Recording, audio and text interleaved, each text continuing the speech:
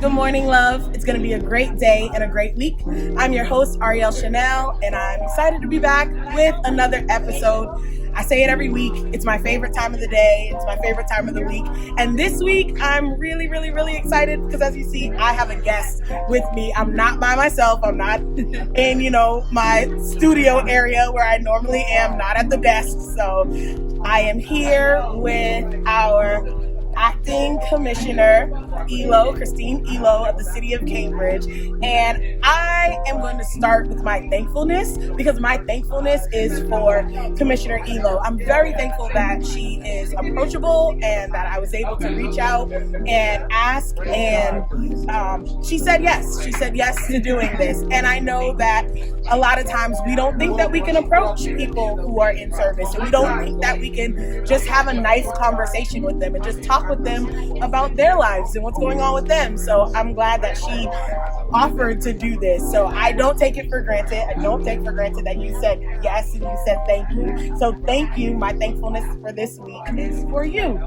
So yes, as you guys can tell, I'm super excited about this. If you don't know, just a little bit, and she'll tell you more about herself in a minute, but a little bit about Commissioner Elow. She is the first woman commissioner for the city of Cambridge. The first one. Not just the first woman of color, the first woman. And that is something that's amazing. That's a huge, huge feat. We're in the year 2021.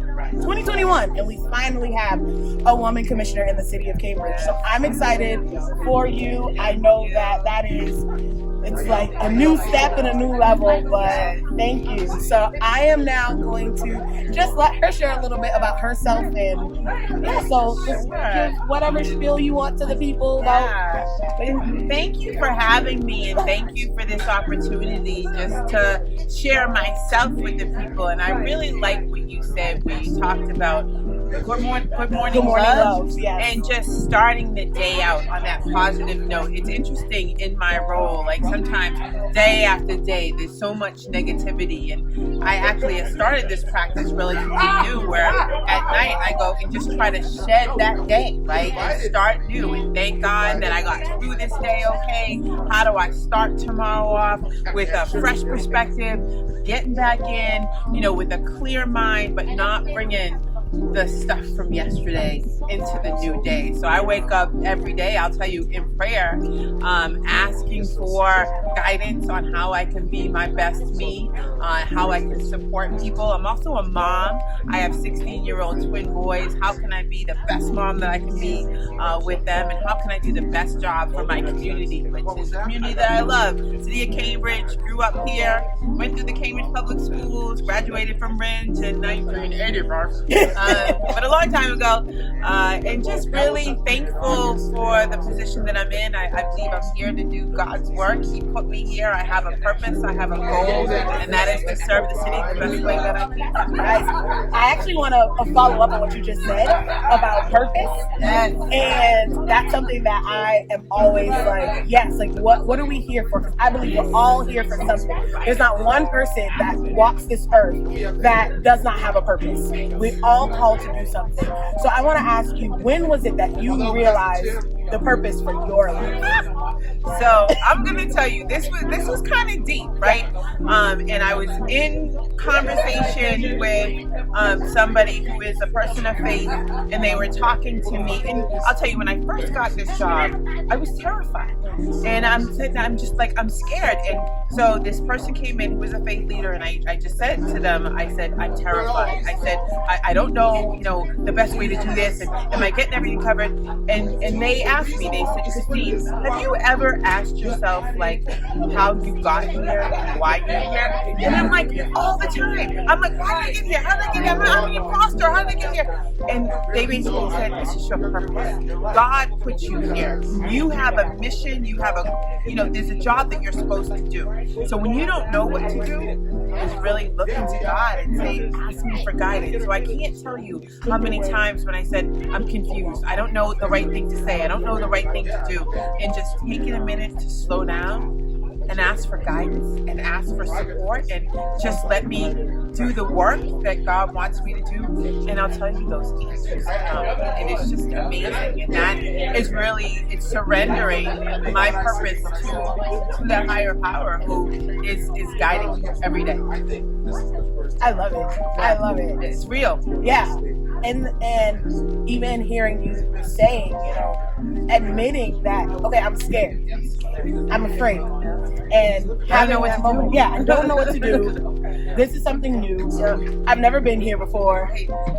This feels like it's falling on my lap. Like, yeah, literally falling on my lap. So, in those moments and being able, like you said, to go back and remember and remind yourself, you were here for a reason. You were put here for a purpose. Like, it's not just by happenstance. And even the road less traveled. Like, I love that poem, the Robert Frost poem, like the road less traveled, and how a lot of times when going down a road that hasn't been traveled before, a road that people, like, there are no footprints before you, there's no one said it, and having this fresh, like, slate, sometimes we'll, like you said, take caps and put them on ourselves. But something that I've always been thinking about, especially right now, is I feel like in this season it's to infinity and beyond. So like Toy Story. Yes. And how Buzz Lightyear was to infinity and beyond. And thinking about, you know, how we really are limitless people. And that there are things that we can do.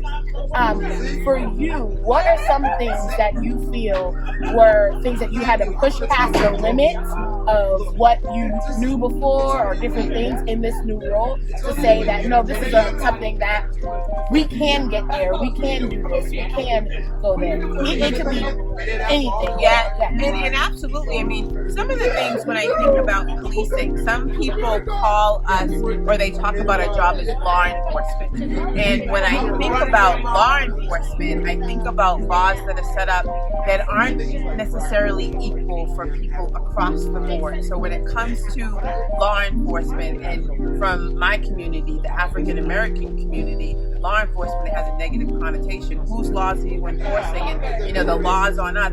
So really one of the big challenges that I have is really getting our officers to see things through that empathetic lens about historic injustice when it comes to particularly the African American community and the laws and the way we enforce the laws in our communities of color a lot of times look like a police state. So how do we get our officers to understand some of the trust barriers and some of the historic injustice that exists and continues to exist in our communities of color so that we can police in a fair and equitable manner? And I really feel like, particularly when it comes to communities of color, they don't see the police as a resource. They don't see the police as some I'm not saying across the board, but a lot of people of color don't see the police as somebody that you can call when you're in trouble or if you need help. And until we are police for all of our communities, where everybody sees us as support and somebody that they can call for help, that's when we have fair and equitable policing. And I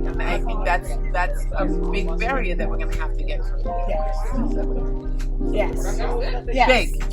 Yes. A big one. Yeah. But it is a barrier, like you said, it's a barrier, but it doesn't mean that we can't get over it. And it's a lot of times that's where that limit is. So like you said, that cap is we think that barriers can't be moved. And if something's there and it looks like it's gonna stop us, then we'll stop and we won't keep going. And it's not just with policing, it's in our lives. And so if we see, okay, if this is something that I can get over for myself, then now I can take it to the next level. And I can get over it in school. And now after school, it's something I can get over at my job. And if I can get over at my job, I can get over it with the people in my community. And so it all starts just with yourself. And like you said, seeing that it's something that if you yourself are, you know, realizing no barrier can stop me if I remember my purpose and if I go back and remember. And to add to that, remembering your purpose, and then for me, it's leading with love, right? Yes. Leading with compassion, and not leading with, the stick in the carrot. No, everything that I approach really is with a full heart and wanting to do, be on my purpose, but in the right, respectful way, right? And so that is, and even when there are some people there that I work with that love to cut me off with my knees, and even with the people that maybe aren't my supporters, still embracing them from a place of love, right? And I think that is the work that I need to do, and that challenges me every day, right? And that I have to ask guidance for, and I have to pray about. But yes. Okay, so if there was anything, so other than changing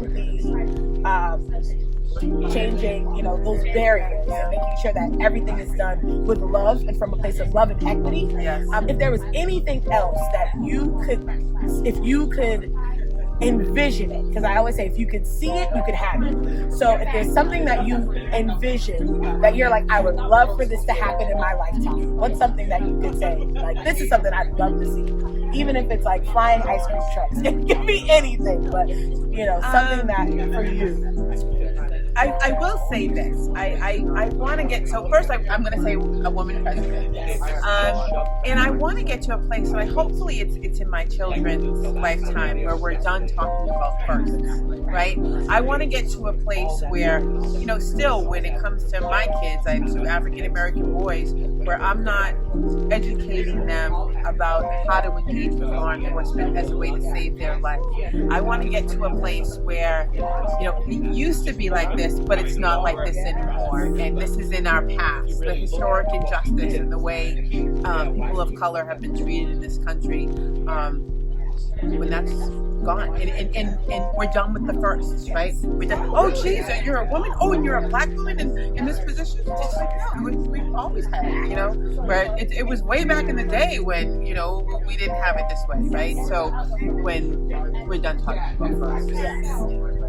What's the norm? What is the norm? I agree. Right? Yeah. Because we can do this. We can do it. Right? We can do it. But it's... What do you think? We can do this.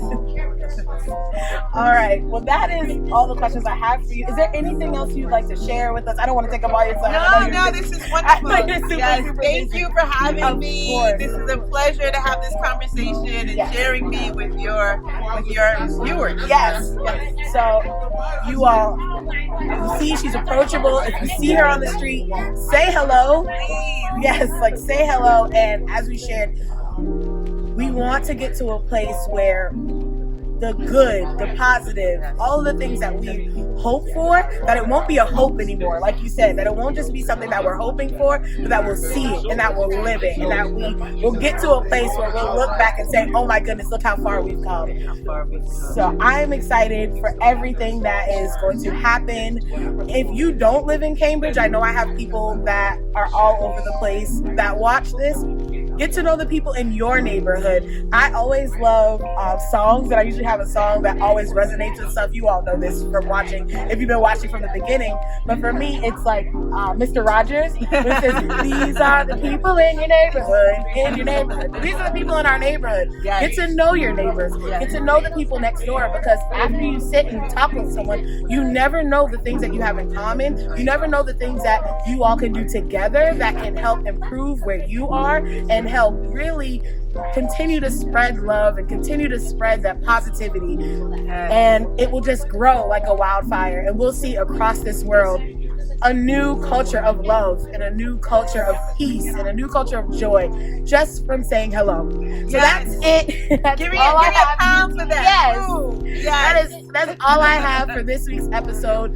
You all, please remember, reach out, say hello, let me know what you think.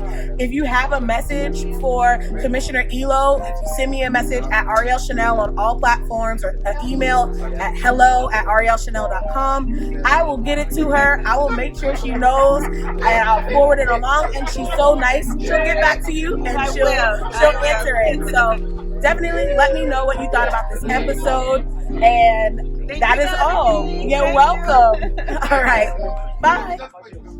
That's all for now on Good Morning Love. You can continue talking with me on Instagram at Ariel Chanel or on Facebook at Ariel Chanel Music. Let me know what you think. And until next time, remember, always wake up with love.